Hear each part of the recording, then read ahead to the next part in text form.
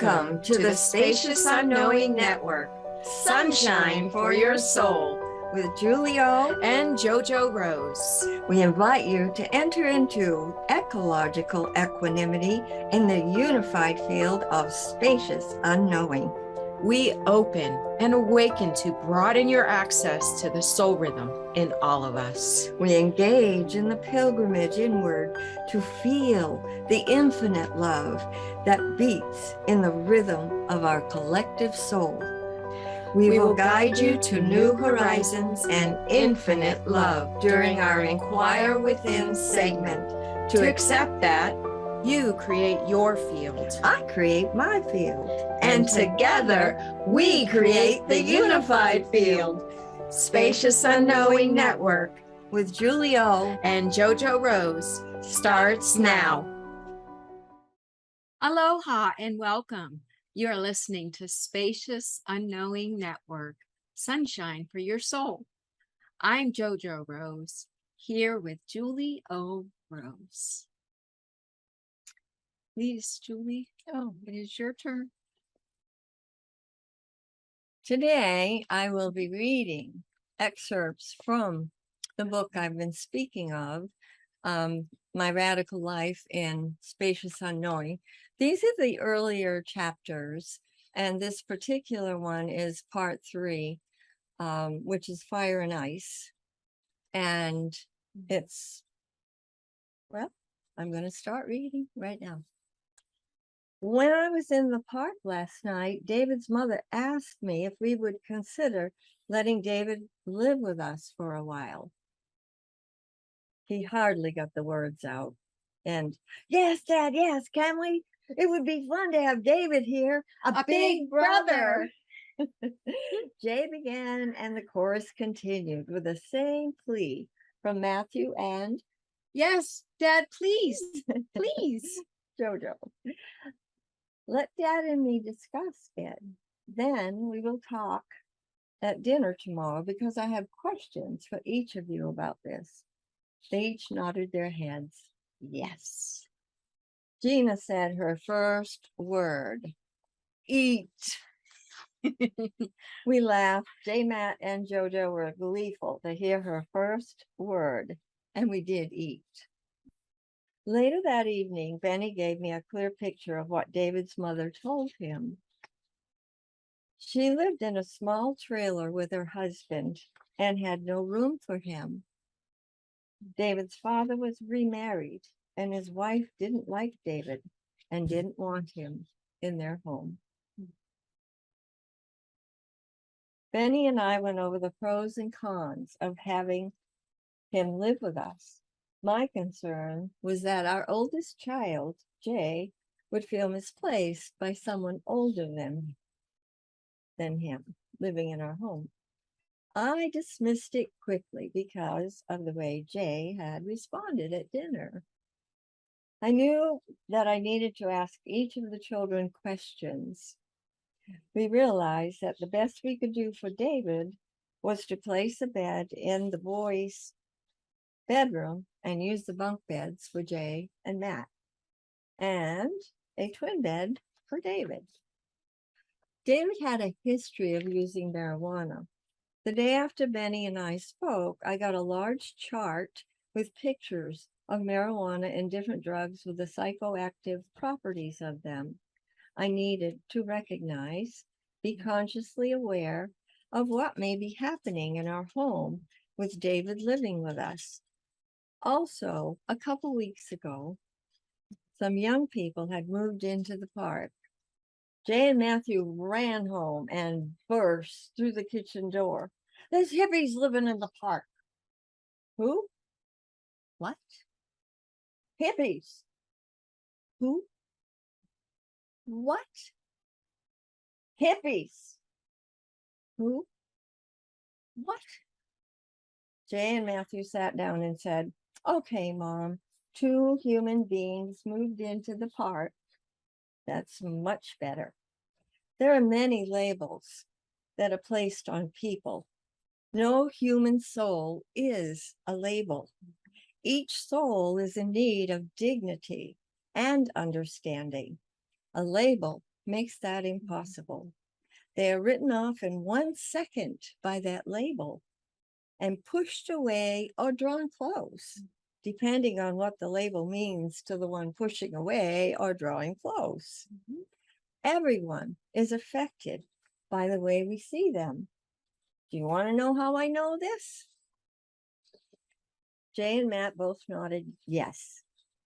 When both of you were very young, Auntie Roe asked me, do you think that Jay will affect Matthew's ability to be a leader? I don't know. I need to watch them at play to see the way they interact.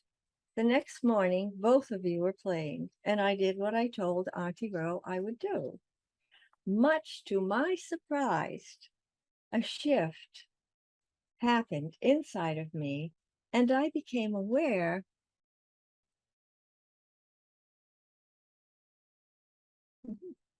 that I affected the way the two of you were with each other by watching you. Consciousness opened up to show me that the way I see changes what I see to correspond with me in consciousness. Oh, I see both of you as caring, loving human beings, and you continually show me that. Connie and Ro affected both of you the way they saw you. To call these two young men hippies with the mental image of whatever that means to you will be all that you see. You have been influenced by others. Is that the way you want to live? Jay, no, Mom, it's as though when you were talking, I could feel what you were saying from the same consciousness.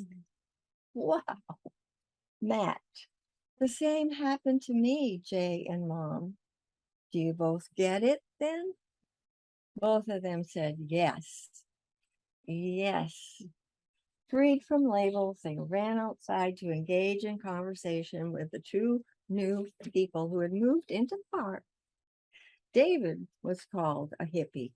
Faced with the decision of David, made me remember how prepared the boys were to receive him without labels. David came to live with us. Jay, Matt, JoJo, and Gina, as well as Benny and I, were grateful to have him. We were comfortable with him, and he was comfortable with us. A good beginning. His gentle manner was appreciated. He felt accepted. Often people are accepted, but they don't feel it, know it, and show it. He did. A blessing for all of us. The school year had just begun. JoJo would be in first grade in the elementary school this year, and she was excited about it. Jay was in the 5th grade, and Matt was in the 3rd grade. David was a sophomore in high school.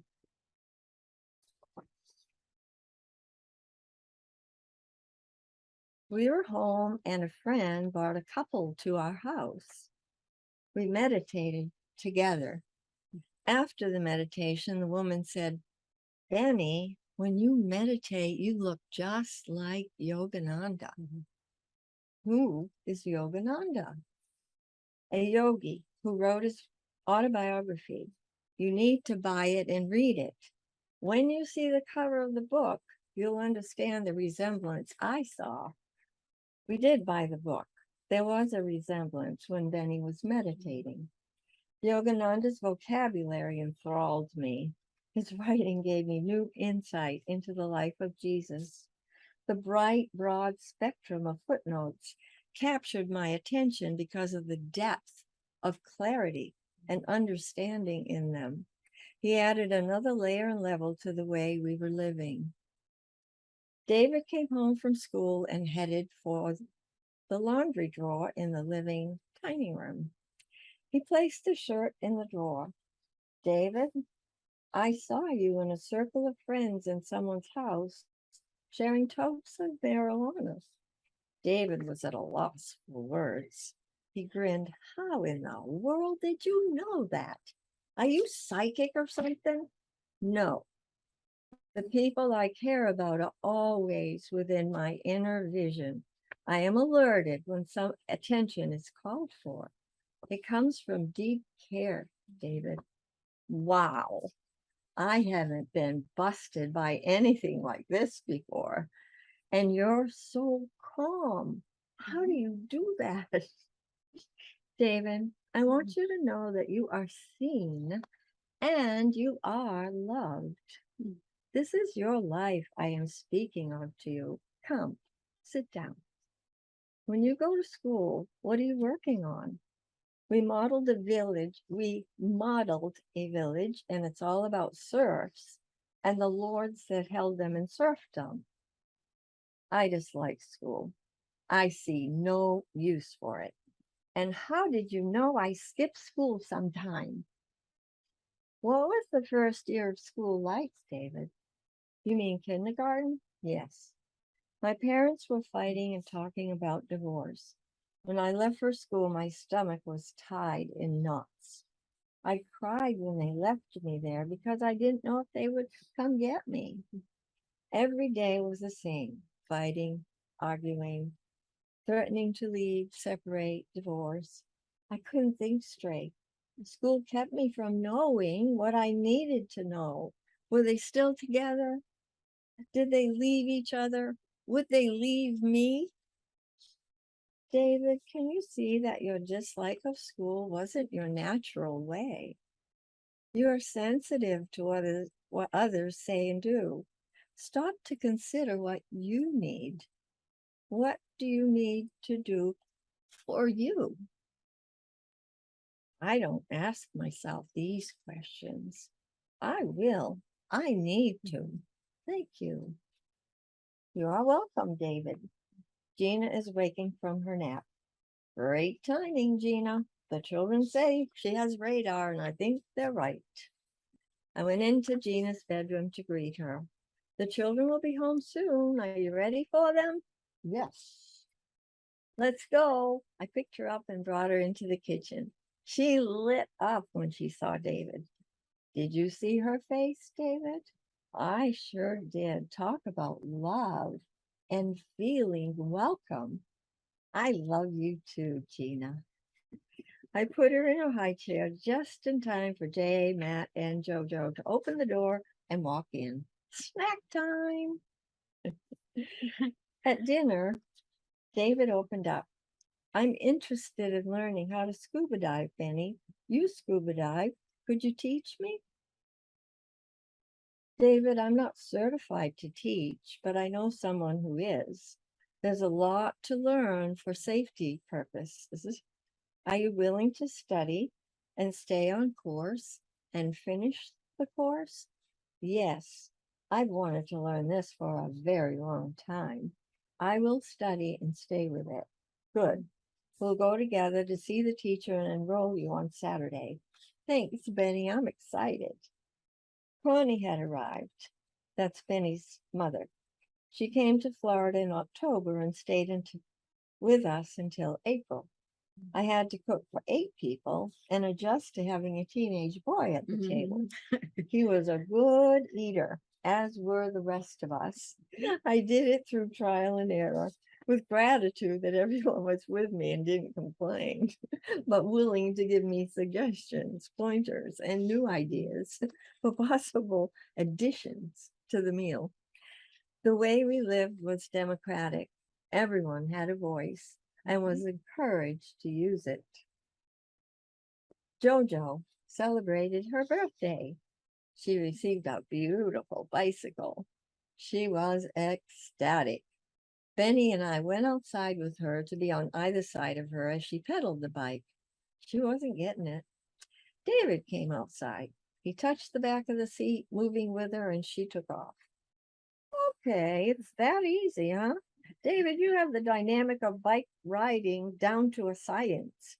You made it look so easy. Thanks. I had practice with my little brothers. After JoJo's first trip on bike, she was in heaven. Yeah, now I get to ride with my brothers. Woohoo! This is the best birthday ever. You bet. The next day, Beverly, a colored girl in my grade, bothers me every day. I don't like it. You go talk to her, Mom. Jay, what color is she? You know, When you talk about a white person, do you say they are white? no. Then why do you say Beverly is colored? Listen to Jay. It's important to see people, not skin color. Mm. And Jojo, I happen to think that brown skin is beautiful. Is it possible for you to see it that way? What do you need to say to her? I ask her to stop, but she doesn't listen. Jojo, you see people's hearts, right? Yes.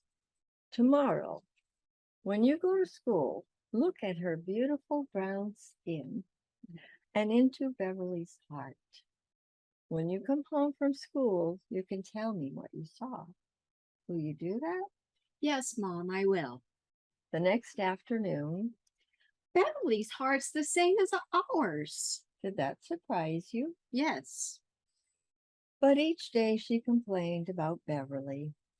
At the beginning of November, there was an open house at school. We could visit the classrooms of each of our children. I went to school with Gina. I was carrying her in my arms when we entered JoJo's classroom. Gina wanted me to take her to this little girl. It was Beverly. She reached out and hugged Beverly. Gina didn't hug anyone. She was the only one of my children who never hugged. Here she was, the ambassador of hugging. That afternoon, Beverly, a boy from Jay's class, and a boy from Matt's class showed up at my door. Jay, Matt, and Lisa aren't here yet. Do you want to wait for them? I wondered how they knew where we lived. No, we came to see Gina. Gina was in her big playpen in the kitchen. They came in and greeted Gina. Each of them had to touch her. I stood back. I watched in amazement by her feeling close to her the way they did. It was evident in their eyes, their movements, and their need to touch her. She was accepting of them. The whole happening was mysterious. She appeared to be a mystery to them, one that was familiar and unfamiliar at the same time. She looked the same, but she wasn't the same. Her hair was different, her skin color was different, but she was the same. They had to uncover the mystery, and they made me want to do the same. When Jay, Matt, and JoJo walked in the door, Jay, how did you get here so fast? Do you want to play?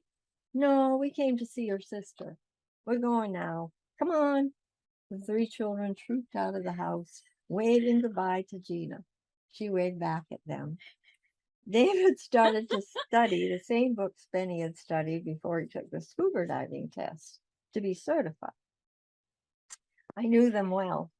Benny and I sat across the table from each other, and he repeated what he would be tested on to make it part of him. I felt like I could have taken the test with him and passed it as well. Loving language the way I do, it was easy reading. David was baffled by the many long words and the meanings. It appeared that he had bit off more than he could chew. It turned out he couldn't read well. His struggle was written on his face. I was silent and allowed him the time to consider if he wanted to talk or not. Gina's 1-year-old birthday arrived. She wasn't walking, but she was eating. The birthday cake was a big hit with her. She liked the party as much as she had enjoyed JoJo's party. She learned how to open gifts by watching JoJo. Gina was a quick study, and she already had a lot of little friends. They had come by earlier to wish her a happy birthday and left. I asked them if they wanted some birthday cake, but no, they had to go home. The bread store was across the highway. Gina and I went there in the park truck. There were no seat belts, and she sat close to me on the front seat.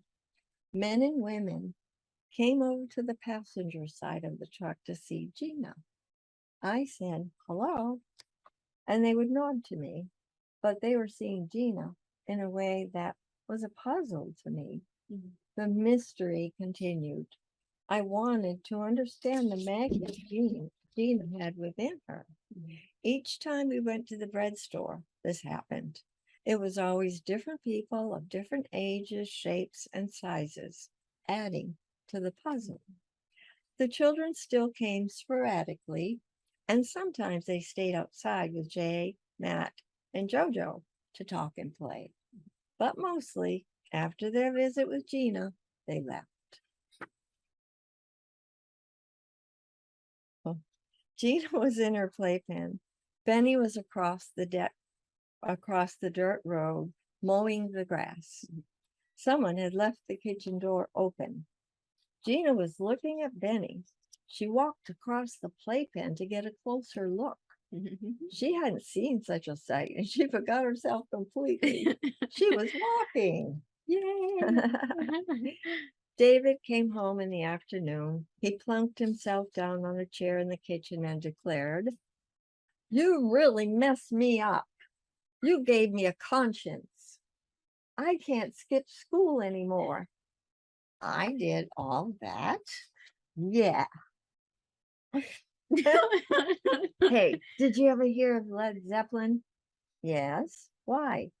I have this record. Can I play it on the stereo for you? Okay, let me hear it. The minute Gina heard it, she woke up dancing in her crib. She did like to dance. I brought her into the kitchen. She danced in her playpen, and David came into the kitchen and danced with her without picking her up. They were laughing and dancing when Jay, Matt, and JoJo came home from school. We had a rockin' and rollin' afternoon together. Who cared about snacks when dancing was such fun? Oh, well, we all did. We ate our snacks to the tune of Led Zeppelin. David said to us, I wanted to learn how to scuba dive. I didn't want to learn it from a book. I wanted to learn it in the water. Whenever I wanted to learn something in nature, I walked into the woods, sat down at the base of a tree, and daydreamed. When I wanted to learn about herbs, I picked them and ate them. When I needed to learn how to swim, I went swimming. I learned none of these things from a book. Why do I have to learn to scuba dive from a book that I can't even begin to understand, with words that aren't even necessary to anyone's vocabulary? It's a waste. What do you want to do, David? I want to quit. That's what I want to do. Have you talked to Benny about this? Not yet. I will when I see him. I suggest you ask him at dinner if the two of you can talk a few minutes after dinner. I will. Thanks. An unspoken way to live in our family was that whatever we began, we would allow the flow to carry it and us to completion. I didn't feed the ego of anyone in our family. The creative still place within is active and alive when we let it be what it is intended to be. Only seeing behavior as a double-edged sword. Behavior is a symptom of a disruption inside that acts out in a reactive way. To understand and speak to the innermost sacred space inside allows the person to rise into the universal solvent, love. The speed with which this happens is beyond what anyone could ever imagine. Love, light, truth, and the universal flow of peace proves to be alive and well. What I knew in my heart and soul that I was here to be awake and aware of who I am and not try to change anyone else. What I learned is being truthful with myself did change one or many persons at once, speaking to the inner being in me, and any me that I encountered was the spirit of change. The talk Benny and David engaged in didn't go well. Benny was trying to change David. The way we live as a family was guided by me. Benny was not conscious of being conscious of the tone I set that all of us lived in and from and by. He appreciated it, but he was not conscious of being conscious of what it was and the way it worked. With David living with us, I began to see a change in Benny. He wasn't listening to me as he had done with our children. In his eyes, David said he would study and complete the course. Now he was reneging, and that wasn't the deal. David wasn't our son. He had been raised differently from our children. He didn't read well. He didn't understand the course. In Benny's eyes, David needed to be called to finish this course. It could change the course of his life, except there was naivete in Benny's desire for David. David had a genuine belief in doing everything naturally without book learning. Who was right? Who was wrong? It wasn't a case of right or wrong. It was having an awakened awareness of who each of them are in their values. Understanding they may never be able to agree, but could they still value each other? The answer was no. David began to see Benny as controlling. He called him the landlord and himself the serf to Benny because Benny had asked him to paint some cottages. He did not intend to pay David for the work. Each of them wrote the other out of their lives. David left after Christmas. David talked to Jay, Matt, JoJo, Gina, and me. Thank you for your kindness. This is the first time I have been with a real family. It was good for me. Christmas was joyful and fun. I never had a happy Christmas until this one. I will remember all of you always. We hugged and David left. What David was referring to was this. David, Gina, JoJo, Jay, Matt, and I sat on the carpet in front of the Christmas tree and sang Christmas carols. Connie sat in a chair and watched and listened. It was a precious moment. We ate her favorite famous pizza. Laughter rang through the house. Happiness creates a glow that cannot be dissipated. The whole Christmas season, including Christmas morning, was filled with rays of light and pure love. There was no mistaking the grace and blessings poured upon us. Well, what happened in the following year is that on my birthday, there was a knock on the door. I went to answer, and it was David. And he had an angel food cake that he had asked his mother to make for me. Oh, I was so touched. And he didn't want to stay. He just wanted to let me know he cared about me, and he made sure he could come and give this to me for my birthday. Oh, thank you, David. Wherever you are, thank you. We were blessed and graced with your presence. Yes, we were. A sweet young man. Yep. On that note, it is time for us to have a break. Okay. So please stay with us, because on the Do we get a snack? Not today. Maybe afterwards. Oh, well, I had to try. Yeah, why not? So when we come back from break, we will be speaking on and in and from and by all that Julie just read to us and shared with us. Stay with us. And more. Yes, stay with us. We'll see you soon.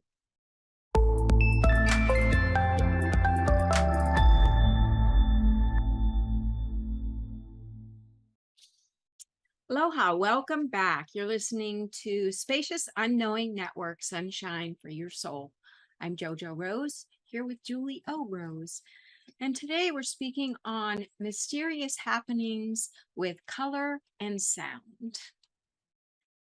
And what you read to all of us on the first half of the show is so filled with that mysterious happenings with color for and sure. sound. Yeah.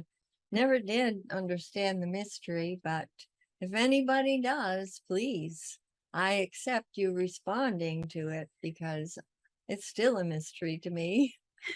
And she's grown and married and has children of her own. Yeah. Yeah. So. Oh, you mean with Gina and Yeah, the with children? Gina. And Yeah. what Yeah, it's still alive. And sound, I felt, was very much about David being truthful about being a nature boy, and how he framed it was so beautiful because he was a person who had that calmness and just intelligence that was not from book learning. Yeah. And it was so beautiful to me that him, couldn't recognize that this was a good thing, because I'm sure he heard from everyone else it wasn't. And Benny was one of them. And, what happened was he's calling David to be true to his word. Yes. Because David said, yes, he would do that. But that was before David had any clue what that course was about. He didn't ask questions. We didn't ask him questions. Yeah. So what happened was what happened. But I noticed soon after that Benny wasn't being true to his word. Yeah. And that was, boom, wow. So, life changes, people change, life happens. Yes, most definitely. Yeah. Yeah, and it really shows the difference between people who label other people and people who don't label. Exactly. And you're so right with David. He was so sweet, but he did have a real calmness. Yeah. Just in his, and he could recognize that in you. Yeah. I mean, he could really recognize that in you. And it was so nice to have him in our home. Yeah. And it was like having community. It was. And he was part of the family. Yeah. He was only 16, so he wasn't that much older, but it was quite a bit. Jay was 5th grade. That's 9 or 10. I was 5th grade is 10. Yeah. Or yeah.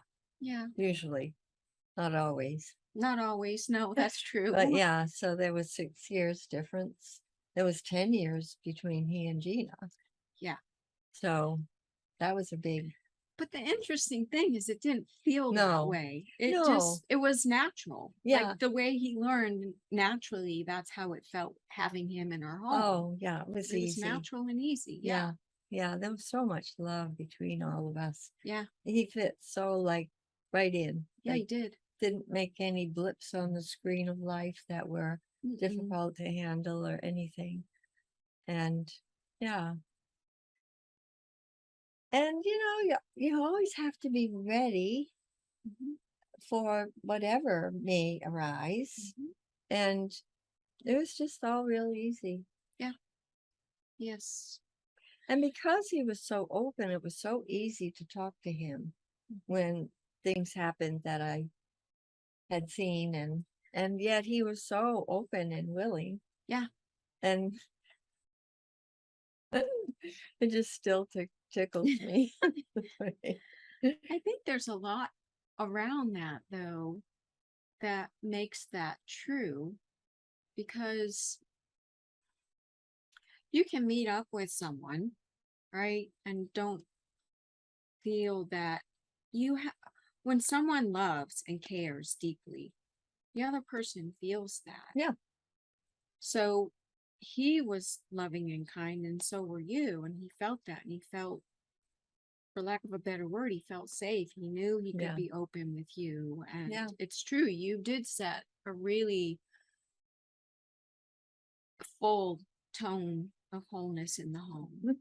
Yeah, and he loved it. He Yeah, obviously thrived on it, which yeah, he was did. beautiful because I don't try to change people. I'm just Mm-mm. here to listen, learn where they came from, what is moving them now, and really wanting to understand more than anything else. And they don't feel threatened or interrogated Right. because I don't do that. No, you don't. And so it brings out the best in people.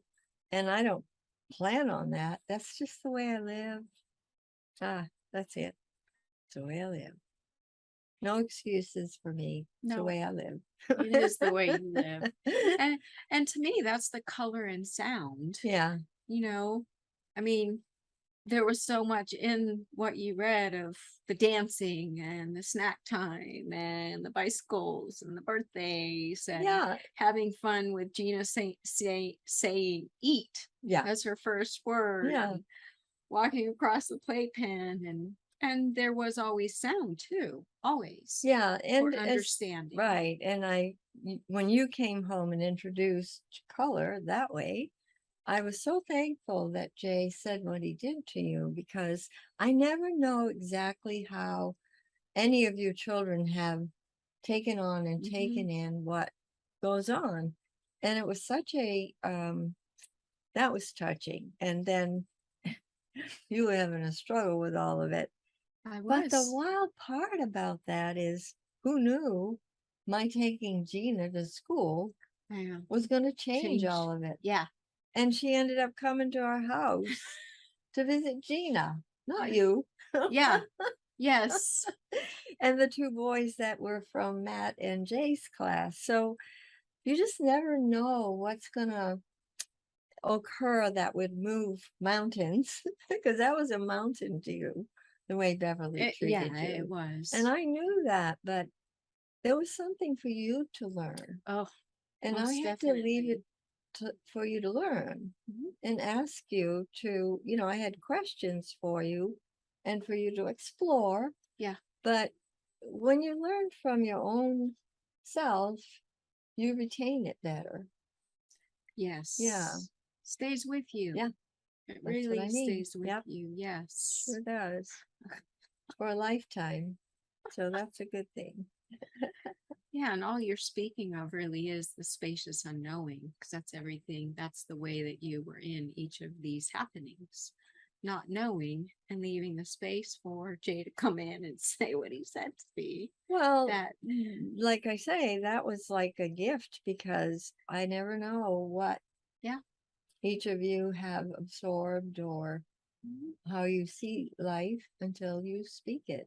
And there's always something that turns up that makes one or more of you speak it. And that's what also is, it just takes a good listener to hear it. Yeah. And that's really, for me, was the most important part of my life, to be a good listener. And yeah. Yeah, and I recently came to recognize that, we've spoken often of the tone being set in the home, and the mother does that. And I recently came to realize how many tools for life you gave us in my childhood. Because for a long time, I walked away from it in so many ways. And recently it was like, oh, she did give us tools because we've spoken on that. And, communication and listening to each other and sharing with each other. First. Well, yes. Yeah, because if someone cannot or will not listen in, it's an easy segue if you're listening in to be able to listen to another being. But if you're not listening here, that's sort of impossible, You listen to the words, you don't listen in consciousness. Oh God, that's such a difference. In consciousness, you hear their heartbeat. in just words, it's oftentimes not worth listening to. And even, children listen in consciousness. Mhm. And a lot of parents don't understand that. And they don't hear what the child is saying. And even I can meet children who speak, you know, children language, and I know what they're saying. Yeah. But I know it from consciousness, not from the words they're speaking. Yes. And it is such fun. And they Yes. look at me like, oh, yes, I knew you would know. Oh, yes, I knew you would know. That's so cute. It is cute. I just love to see their big smiley faces and how sweet. Yeah. Yeah. Yeah. So, Well, and you set that tone, and because you listened in and listened to us, we really learned that by yeah. being with you, the listening in. Yeah. I'm not And sure it's learning. I think it's taking it on. I think it's being in a vibration that is so integral in our home to each person who walked in, let alone the ones who lived Yeah. there, that it was an easy segue for each person to have that vibe yeah, and enjoy and appreciate that vibe. Yeah. And at that time of the years, there were a lot of people in our culture that listened. And there were a lot of people in our culture that were very loving and Yeah. kind. And all the mothers prayed for their children. And you could tell. Yeah. You could tell. It was just so different. Yes. And I'm not saying that that was right and now is wrong. I'm saying it's very, very different. And yeah, it's a different world. So because everyone came to that area in Florida from different places and came for a purpose to be in the space programs with Yes. wherever they fit. Mhm. And there were women and men, and it was wonderful.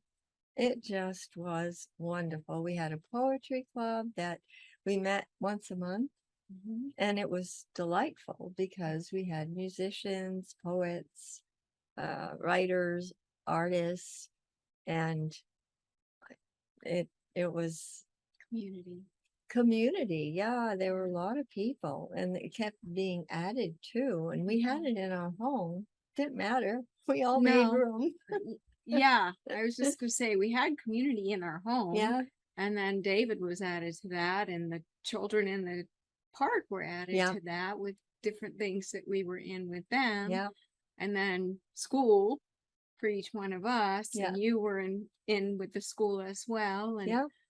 the And Head poetry Start. club and Yeah. so many. I was a volunteer at Head Start. Yeah. Love those kids. So many happenings. Yeah.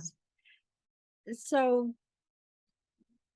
what I love today is that there are so many people who understand community and the purpose of it and know they need it. And the value of it is so rich. Yeah. It can never be, I mean, for me, I have to have me Yes. and know me to be part of a community. And the ones who do that are much more capable of being interdependent. Yes. And really, we can be dependent in terms of whatever our needs may have been as a child. We can be independent to learn how to grow up. Interdependent is so rich and beautiful and wonderful. And we had a lot of that. We had a lot of all of it. Yeah, we did. And it's necessary. Intergenerational, I mean, all kinds of things. And that's what I know allows people to thrive. Yeah. Yeah. Yep. Yes, it was a wonderful and beautiful childhood for all of those reasons, and the love and the care and listening and really allowing the soul to be very alive in each one of us. Yeah. Yeah. It's all good. It is all good, most definitely. Yes. Yeah. It's all important. Very important. Hmm. So you haven't had any inkling as to why those young children were so. Well, yeah, they obviously were connected with her as though she were a brown child. Mhm. And they were very connected with her, as were a lot of the people where I went that were adults. Yes. And yet she did not look at all that way. But there was something, I don't know what it was, but I'd like to know that she had inside soul, I would imagine. Yeah. Soul. I think they saw her soul. And she was most unusual. Yes, she was. I called her truth. You know, each one of you, I decided Jay was knowledge because when he was 5 or 6, he'd read. Oh my God, he'd get books and read them. And Benny and I, you know, he did it so fast. We were in the car one day and said, Jay, could you tell us about the book you just read? Loch Ness Monster was his choice. Oh my God, he gave us a whole dissertation because he'd read so many of the books to learn about it. It's okay. All right, Jay. And then once he was acting like a monster at kindergarten, and the teachers talked to him, Benny and I talked to him. Nothing got through to him. And I thought, well, Jay is very intelligent inside. I'm asking him right now to have a dream or have something that talks to him in his own being so that he would understand Yes. what we're trying to say to him. Sure enough, he had a dream. In the dream, he saw a monster and was frightened to, you know, and he got it, got it. Woke up in the morning, came in the kitchen, said to me, Mom, I had a dream. And he told me about it. And I said, well, Jay, who was teaching you in the dream? Gabriel. And he walked into his bedroom to get dressed for school. It was like nothing. It was okay. He just learned what he needed to learn. That was what was important. I loved it. So I called him knowledge because whatever he read, he had a dictionary beside him. And he would look up any word that he did not know. Well, I was an avid reader and I'd never done that.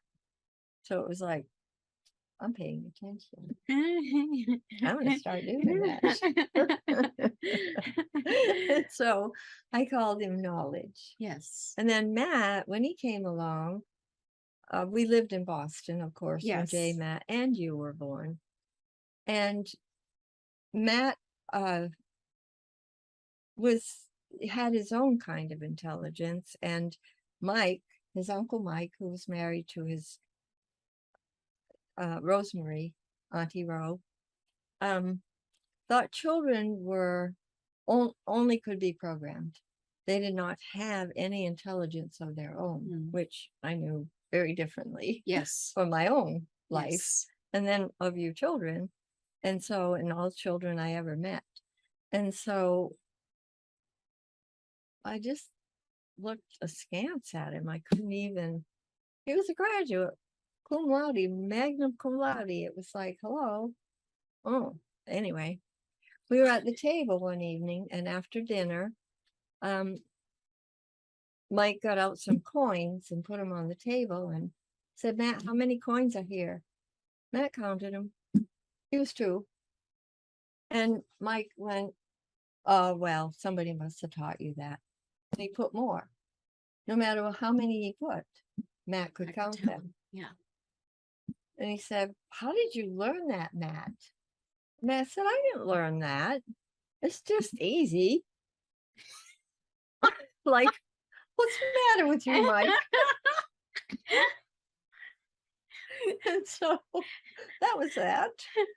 And that happened again to Matt when we met a couple. Yes. Nino and Linda.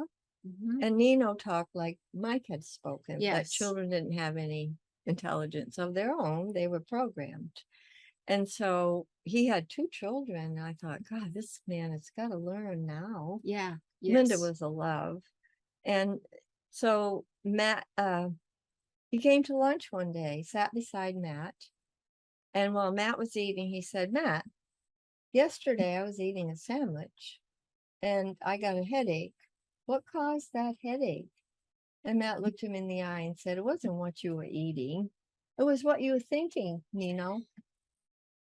Matt was 7. And Nino went, you are right, Matt. Mhm. So Wow. that undid him too. Yes. I think he changed his tune after that. So it was always fun to just know that they were allowed to speak to Yeah. adults, to children, Yeah. to anyone, everyone. Yes. With you, people would come up to me and say, she knows no strangers. Well, I had to ponder that. What in the world were they saying? I Mhm. couldn't get it. And then I got it and went, yeah, that's true, because that's the way we raise them is to be awake, Yeah. and loving their life and being in it. Yes. So yeah, each of you had your own way. So Matt, I called wisdom. Yes. And then when you came along, and for me, I had to understand so much being with you that I felt that you were my understanding. Mhm. And it came, it always came to me. So I was always thankful for that. Yes. And then when Gina came, the way she was, 6 months old, and I'm changing her diaper and I'm working on a song, and I couldn't get the next bar and she hummed it. Okay, thank you. Mhm. So to me, she was truth. Yes. So that is how I saw all of you. Mhm. And it was really true to have a way to understand something that was happening every day in our lives. Yeah. And realize what I was learning from each of you Mhm. and put it all together. And that's a pretty nice way to learn. Yeah, it sure is. And it's fun because it's really allowing each of you to be who you came here to be, not getting programmed Yeah. in. And that was very important to me. Yeah. Yeah. Yeah. I'm very grateful. Me too. Once again, thank you for sharing and reading from excerpts from your book, My Radical Life in Spacious Unknowing. Yeah. And the radical sometimes is really radical, and sometimes it's just simple. Yes. Like with David, that was to me Yes. very simple, but it was radical. Yes. Well, once again, Oh, you're not going to tell me that. yes, It's over? it's over. Oh, all right. Well, you did tell me that. Yes, I did. We told each other. Yes. We are thankful that you have been with us today. Enjoy the rest of your day or evening, and may your week be blessed and graced with joy and thanksgiving. We'll see you next Monday. Right Have here. fun. Have fun. Yes. And aloha. Thank you for listening to Spacious Unknowing Network, Sunshine for Your Soul, with Julie O. And JoJo Rose. Join us again for life-affirming communication every Monday at 7 p.m. Pacific Time on TransformationTalkRadio.com, so that you can bask in the rays of infinite love.